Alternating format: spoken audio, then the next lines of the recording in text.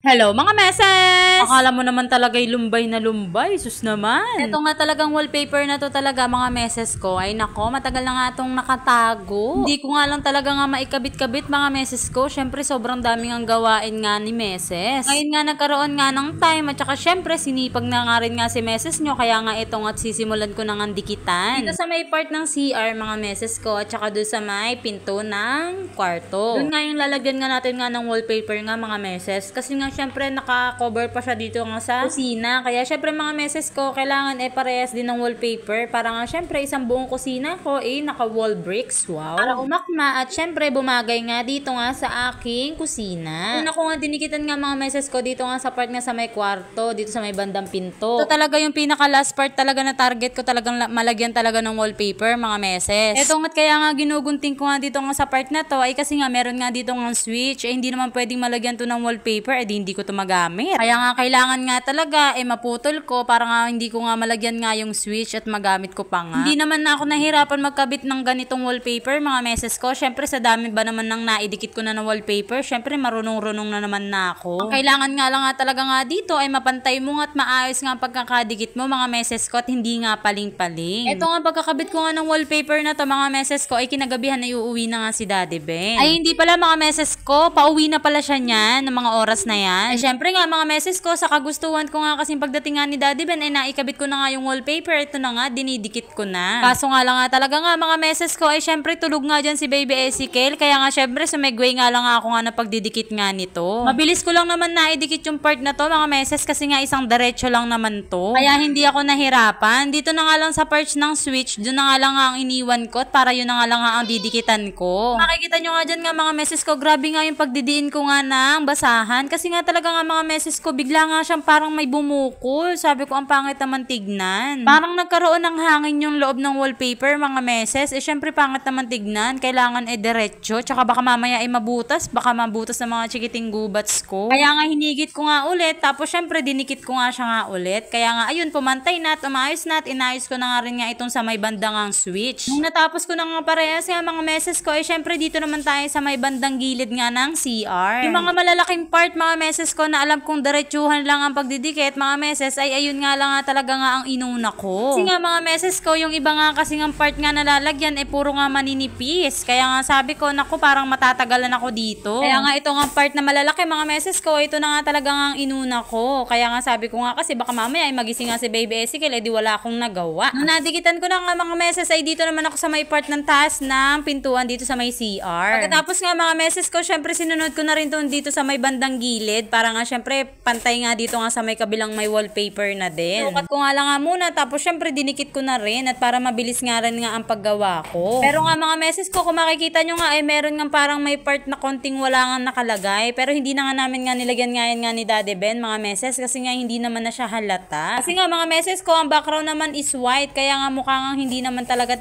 halatang tignan na wala nga wallpaper doon na konti. Sa part na nga na yan nga mga meses ko, naku nagising na nga si Baby Ezekiel nyo kaya nga hindi ko na nga natapos. Ay eto na nga mga meses ko, yung kinabukasan na nga niyan, si Daddy Ben na nga yung nagsimula ngang nagdikit. Kasi nga mga meses ko, nagpunta na nga si meses nyo sa palengke. Sabi ko nga sa kanya nga mga meses ko, babe, idikit mo na nga rin nga dito at para nga matapos na. Saka doon sa may part sa kwarto, mga meses ko, doon nga rin nga siya na nga rin nga nagkabit. Naku mga meses, hindi ko nga kasi nga kaya at maliliit nga yung space nga nalalagyan. Si Daddy Ben yung mga meses ko, ay sinusukat-sukat niya pa nga talaga. Kaya nga syempre, pantay na pantay nga yung pagkakagawa niya. Minamarkahan niya ng lapis mga meses ko para nga tama nga yung kanyang pagkakaguhit at saka syempre yung tama yung kanyang pagkakagunting. Habang nagkakabit nga ng wallpaper nga dyan nga si Daddy Ben nga mga meses ko ay syempre nag-aalaga din siya ng mga chikiting gubats. Aba, syempre mga meses ko, ako lang ba ang kailangan? Syempre kailangan siya rin, maranasan niya rin yung ganyan. Kaya tignan nyo mga meses. Habang nag-aasikaso nga siya nagkakabit ng wallpaper, nakita nyo naman si Baby Ezekiel ay gusto nga magpabuhat nga sa kanya. Diba mga meses ko, naranasan niya din. Pero ranas niya na din naman talaga yan mga meses ko. Nakikita nyo lang talaga sa video ngayon. Eto na nga lang nga pala yung part nga pala na nabidyohan niya nga mga meses ko. Kasi nga si Baby Ezekiel, naku ay gusto na nga kasi nga manood sa cellphone. Isa kasing cellphone kasi mga meses ko, naku ginagamit nga ni Ate Zoe. Eto na nga yung before and after mga meses ko. Siya, alam nyo na, hanggang dito na lang. See you in my next vlog. Bye!